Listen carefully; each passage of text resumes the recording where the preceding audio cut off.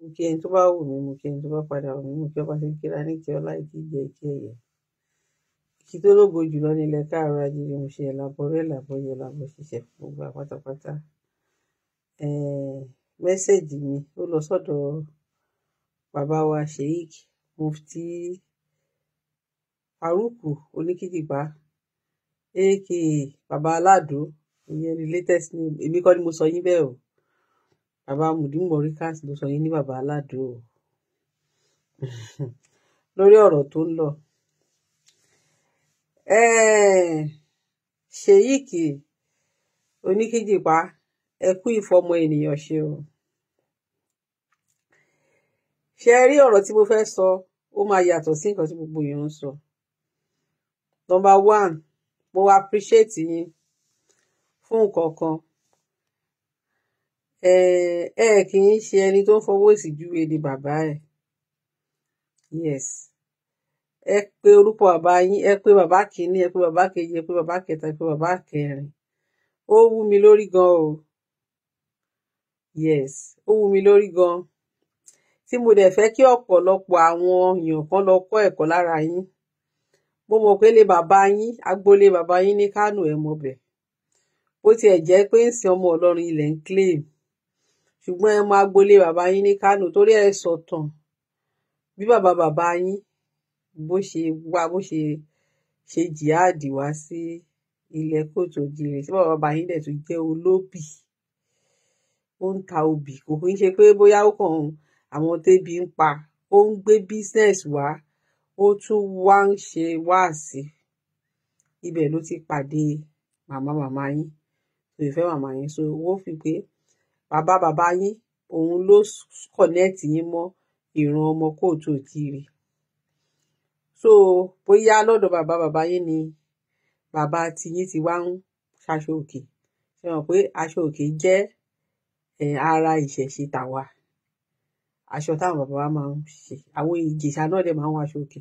Gbogbo ilẹ̀ Kóòtù Òjìrè. So bóyá bẹ́ẹ̀ ni bàbá yín ti wá mọ̀ nípa aṣọ òkè tí bàbá yín ti ń ta aṣọ òkè. So ẹ dẹ̀ sọ pé asin lọ́hùn ni wọ́n. Asin Allah ni wọ́n o. Allah, ẹbí ẹ ṣe mistake ńbẹ̀ yẹn. Asin Allah ni wọ́n, Mùsùlùmí ni wọ́n. So ìyẹn lọ bẹ́ẹ̀. Ẹlẹ́ẹ̀kejì ni pé nípa ó ṣàdó kò ṣàdó. Nǹkan tẹ́mi kàn máa sọ ni pé ṣe rí àdó, ọ̀nà àdó tí èèyàn Ọlọ́run Olódùmarè táwọn bàbá ti wá mọ̀ kì í ṣe Allah o. Kò ní kéèyàn máa lo ewé àti egbò láti fi tọ́jú ara ẹ̀. Ọlọ́run ló fún àwọn bàbá wa ní ìmọ̀ tí wọ́n fi ṣe gbogbo àwọn ewé àti egbò tí wọ́n fi ń tọ́jú ara wọn láyé àtijọ́.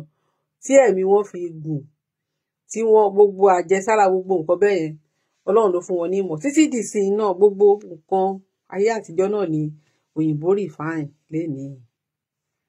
Gbogbo ògùn òyìnbó tá ń lò náà ewé àti egbò ni. Gbogbo security náà ewé àti egbò náà fi ṣe. So ó kàn jẹ́ pé títí Africa ń lo nature ni, tí wọn kò lè gbó pẹ̀lú nature. So tẹ bá ń já ewé tẹ ń já egbò bá ṣe mọ̀ yín tẹ ń fi ewé àti egbò tẹ fi ń fọ́.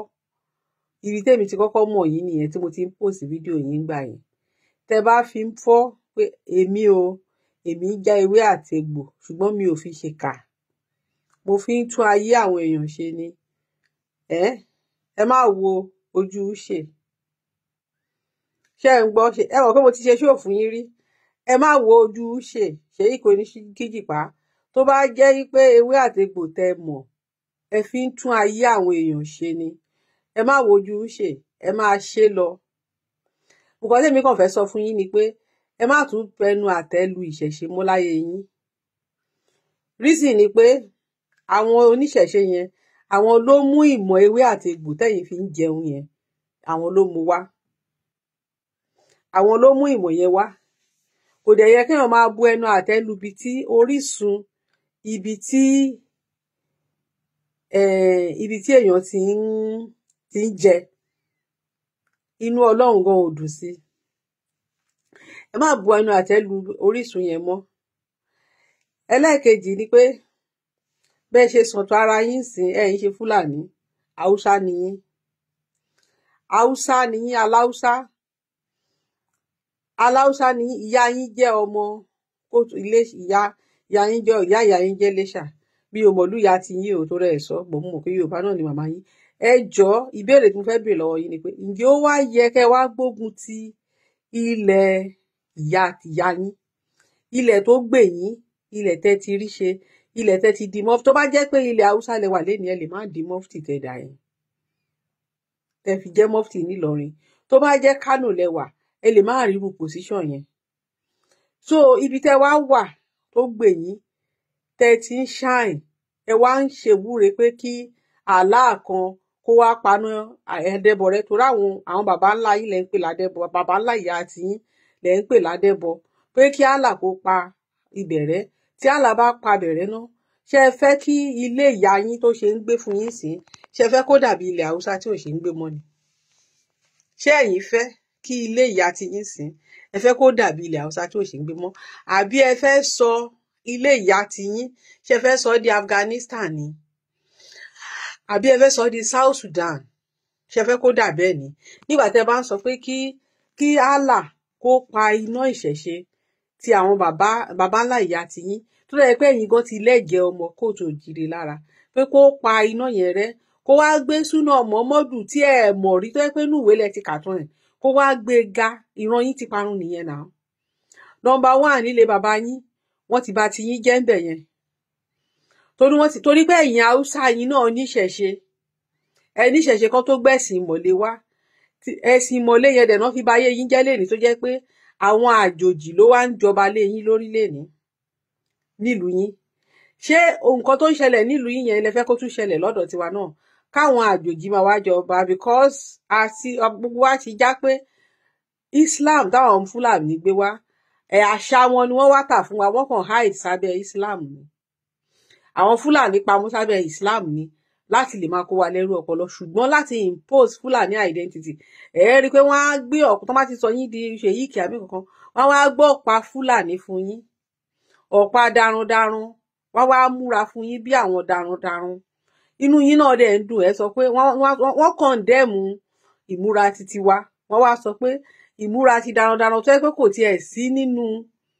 sí nínú ẹ̀sìn ìmọ̀le, tí a rí káwọn ará àbókò òun lẹ máa wọ̀, tẹ́ẹ̀dẹ̀ máa tọ́ọ̀dẹ̀ sọ fún yín pé òun ni ẹ̀sìn tí òun ni ìmúra tó dáa. Gbogbo ṣéwù àbí kankan tẹ́ ń pera yín, ìṣọ́ wọ́n pera wọn bẹ́ẹ̀ nílẹ̀ Lárúbáwá. No. So ṣèyí kò ní kíjùpá, èmi fún yín láṣáímẹ́ǹtì sì ni pé kẹ́ lọ ṣe àtúnṣe. Ẹ má láyé yín bu ẹnu àtẹ́lù ṣẹ̀ṣe mọ́. Ẹ má láyé yín ṣe lòdì sí ilẹ̀ tí ó gbè yín mọ́. Ẹ má láyé yín ṣe lòdì. Ẹ má ṣe lòdì sí ilẹ̀ yẹn mọ́. Ẹ má ṣe lòdì sílẹ̀ yẹn mọ́ o. Nǹkan tèmi fẹ́ bá yín sọ nìyẹn.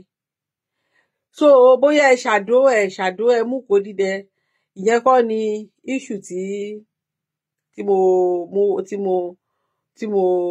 tí mo bá wá. Tẹ́ bá ń ṣe àdó, tẹ́ bá ń fi kó dídẹ ṣe nǹkan, ṣùgbọ́n tó yẹ pé nǹkan dáadáa lẹ fi ń ṣe, bí bàbá wa Ọ̀sanyìnbó ṣe mú nǹkan dáadáa wá sílé ayé, tó bá yẹ pé ẹ fi ń gba ẹ̀mí èèyàn là ni, tẹ́ fi ń tún ayé èèyàn ṣe ni, ẹ máa lo àdó yín lọ.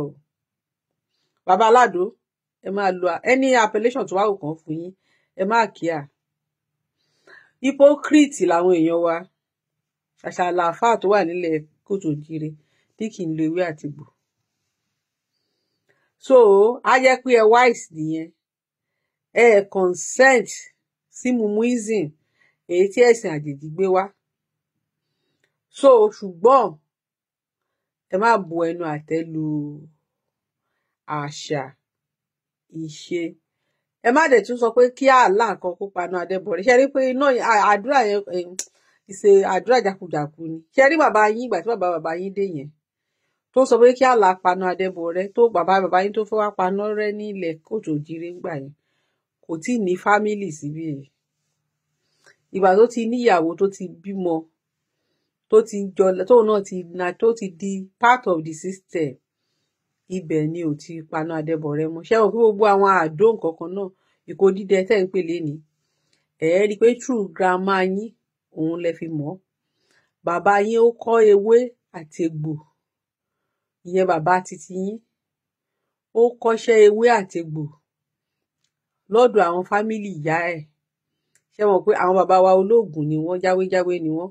So àwọn oògùn tí bàbá yín kọ́ yẹn, àkáǹtì yẹn lẹ́yìn wá jogún lénìí. So ṣe ti rí pé tẹ́ bá ṣe lòdì sí ìṣẹ̀ṣe tó sọ yín dèèyàn, tó fi ń respect yín lénìí, Olódùmarè á bínú sí yín. Ọ̀rúnmìlà bàbá ńlá tiwa, gẹ́gẹ́ bí nǹkan tá a sọ, ó tiẹ̀ ti gbé gbogbo yín ṣépè. Bí ẹni tó bá gbogbo ẹni tí ó bá ti wá sí ilẹ̀ ohun ẹ̀dú, tí ilẹ̀ náà ń gbé, tó wá gbógun ti ilẹ̀ yẹn, ó ní ilẹ̀ náà, ilẹ̀ ìyẹn máa gbóná mọ́ wọn ni. Tẹ́ bá dẹ̀ rí i pé nǹkan t'Ọ̀rúnmìlà sọ ó ń ṣẹ. Ẹ wo bọ́lọ́run ṣe bless Nàìjíríà lénìí, ṣùgbọ́n kí ló ṣẹlẹ̀? Ó bá ṣe ń gbé nínú hardship torí pé a fi ẹnu a fi ń ba nǹkan tilẹ̀ wa jẹ́.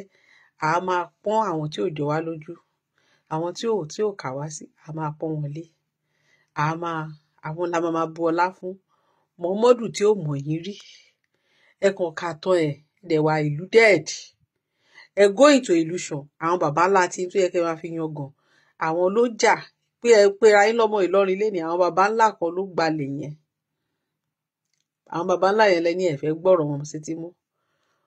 Ẹ ń ṣayé lénìí lórí ilẹ̀, ní ilẹ̀ tọ́lọ́run jogún fún àwọn bàbá ńlá grandmother yín àti mọ̀mọ́ yín. Ẹ wá darapọ̀ mọ́ àwọn àjèjì làwọn Fúlàní láti máa gbé ilẹ̀ àwọn bàbá ńlá yín ré. Ẹ wò ó, iyán dàtúgún fún yín, ọbẹ̀ dàtúnṣe. Mi sọ jù báyìí lọ, ó dìgbà kan náà.